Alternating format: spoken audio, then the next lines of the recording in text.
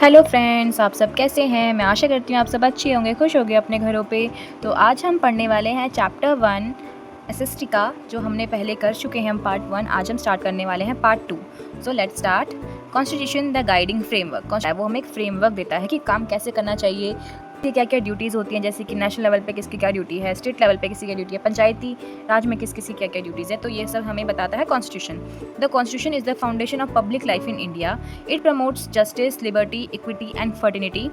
It guides citizens, governments and institution. जो constitution होता है हमारा, वो हम सबको गाइड करता है। उसमें हमारे सिटीजन्स भी आते हैं कि सिटीजन्स की क्या रिस्पॉन्सिबिलिटीज़, क्या ड्यूटीज़ होती हैं, उनको क्या राइट्स मिलते हैं। गवर्नमेंट की क्या ड्यूटीज़ होती है, अपनी जनता के प्रति, अपने लोगों के प्रति क्या ड्यूटीज़ होती है गवर्नमेंट की, और इंस्टीट्यूशंस की क्या क्या रिस्पॉन्सिबिलिटीज़ एंड ड्यूटीज़ होती हैं जो उन्हें फुलफिल करनी होती हैं। So there are some lines which you have to know. Justice का मतलब क्या होता है? Fair treatment for everyone, fair treat करें हम सबको।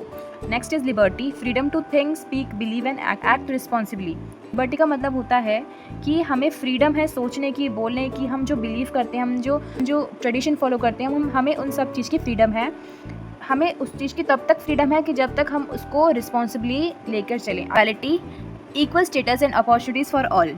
इक्वालिटी का मतलब होता है कि हम हर एक इंसान को इक्वल स्टेटस दें और इक्वल अपॉर्चुनिटी दें, चाहे वो वुमेन हो, मैन हो, किसी भी कास्ट का हो, किसी भी धर्म का हो, वो जो भी करता हो, हमें उनको इक्वल अपॉर्चुनिटी देनी चाहिए। Fraternity, brotherhood, unity and mutual respect among people. Fraternity का मतलब होता है ब्रदरहुड, भाईचारा। यूनिटी मतलब टुगेदरनेस, एक साथ रहना। म्यूचुअल रिस्पेक्ट, हमें एक दूसरे की रिस्पेक्ट करनी चाहिए। अगर तुम्हारी कोई रिस्पेक्ट करता है तो तुम भी उसके सामने से रिस्पेक्ट करो, उससे अच्छे से बात करो, पोलाइटली बात करो। ये सब चीज़ें हमारे आ जाती हैं फ्रेटर्निटी में। So let's proceed. Understanding modern India. अब हम सीखते हैं मॉडर्न इंडिया को। मॉडर्न इंडिया में क्या क्या अंडरस्टैंडिंग होनी ज़रूरी है, क्या क्या हमें मॉडर्न इंडिया बताती है। India's present is shaped by its past. India का जो अभी जो भी हम चीज़ें कर रहे हैं, वो हमें शेप्ड हमें किससे मिली? हमें पास्ट से। अगर हम पास्ट में हमने कुछ गलतियाँ दोहराई थी, तो हमें पास्ट हमें सीख देता है कि हम आगे उन गलतियों को फिर से ना दोहराएं, जिससे कि हमें क्या होगा, हमें भी प्रॉब्लम्स आ सकती है और हमारी कंट्री को भी प्रॉब्लम्स आ सकती हैं। Colonial rule, the freedom struggle and social reforms influenced modern India.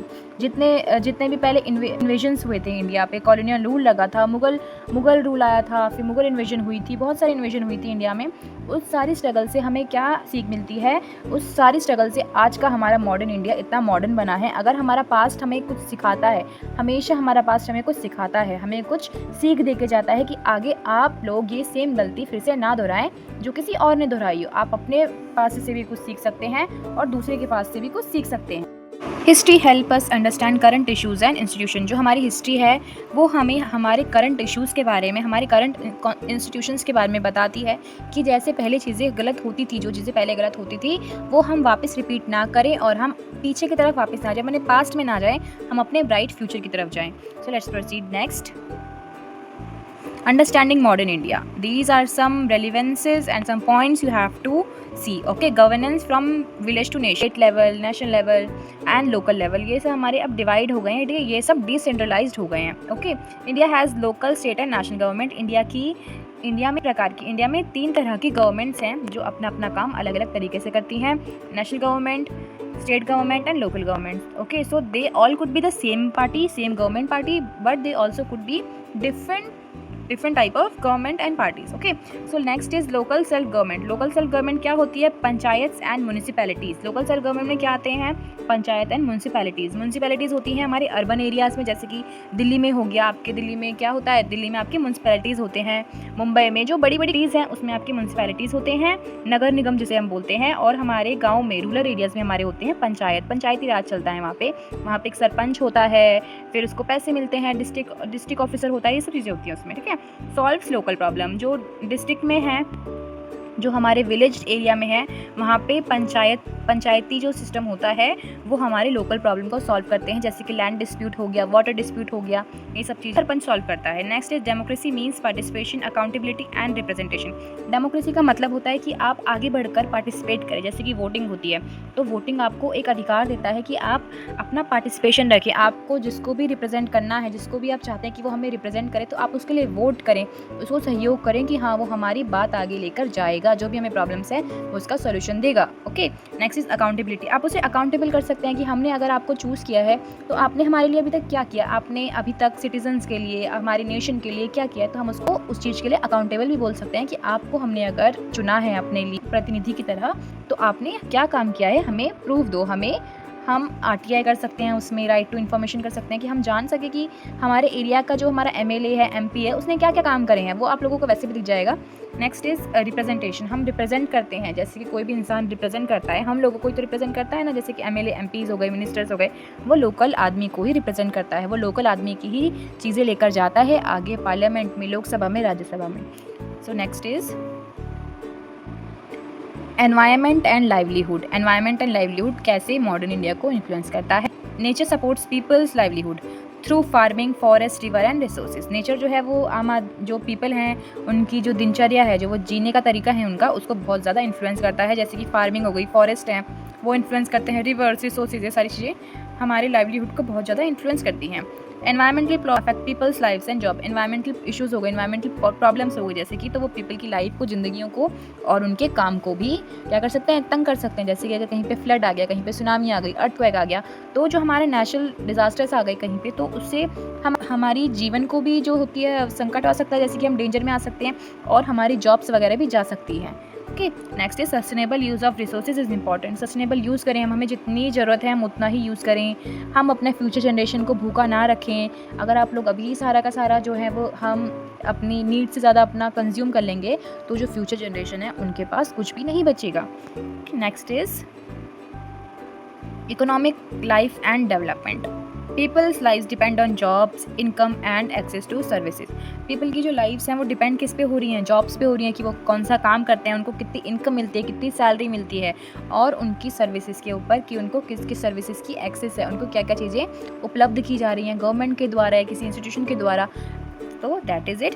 Development should improve education. Development हमारी इम्प्रूव करनी चाहिए, एजुकेशन, हेल्थ, एम्प्लॉयमेंट। डेवलपमेंट का मतलब होता है कि हम इन सब चीज़ों में डेवलप करें, हमारी एजुकेशन एम्पावर हो, हमें हेल्थ केयर फैसिलिटीज़ अच्छी मिले, हमें एम्प्लॉयमेंट अच्छी मिले, हमें सैलरी अच्छी मिले, हमें सब कुछ अच्छा मिले। इसका मतलब होता है डेवलपमेंट। अगर आपकी कंट्री डेवलप्ड है तो आपको ये सारी चीज़ें हर किसी घर में मिलेंगी। लोग वहाँ पे एजुकेशन उन्हें प्रॉपर मिल रही है, उनका हेल्थ केयर अच्छा है, अच्छे अच्छे हॉस्पिटल्स हैं, नज़दीकी हॉस्पिटल अच्छे हैं, उनको एम्प्लॉयमेंट अच्छी मिल रही है और वो अच्छे लिविंग स्टैंडर्ड्स में जी रहे हैं। उनके पास वो सारी चीज़ें, बेसिक नेसेसिटीज़ हैं जो एक इंसान के पास होनी चाहिए। The benefits of development should reach everyone. जो बेनिफिट्स है डेवलपमेंट के वो हर किसी तक पहुंचने चाहिए। ऐसा नहीं है कि जो रिच पीपल हैं वो और रिच हो रहे हैं और वो गरीबों को दबा रहे हैं, ठीक है, ऐसा नहीं होना चाहिए। जो डेवलपमेंट है वो हर किसी के घर में, हर किसी तक पहुंचनी चाहिए, चाहे वो poverty line, below poverty line लोग क्यों ना हो, चाहे वो मिडिल क्लास हो, चाहे वो रिच क्लास हो, सबको डेवलपमेंट का फ़ायदा मिलना चाहिए। So let's proceed. Interconnection of social science. Interconnect कर रहे हैं हम सोशल साइंस को हर चीज़ से।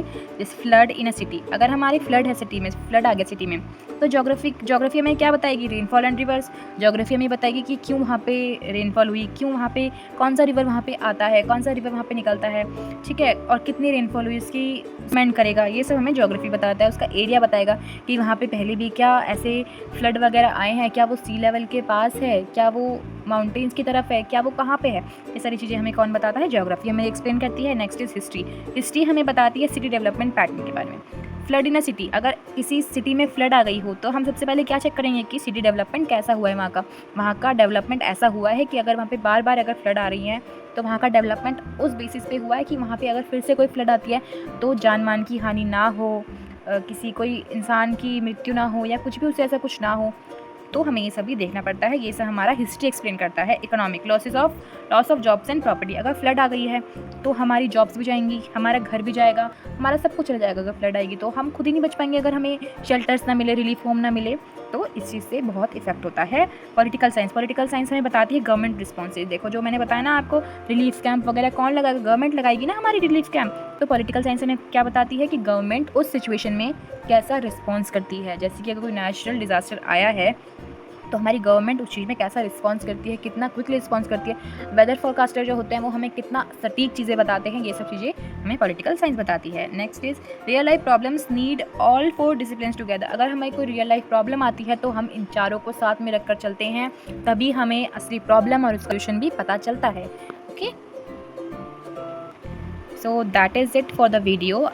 Thank you for watching the video. I hope you liked the video. Do let me know in the comment section. Join my WhatsApp channel for more such updates, and for the notes and flowchart, the link will be provided in the description box. Do check it out. Thank you.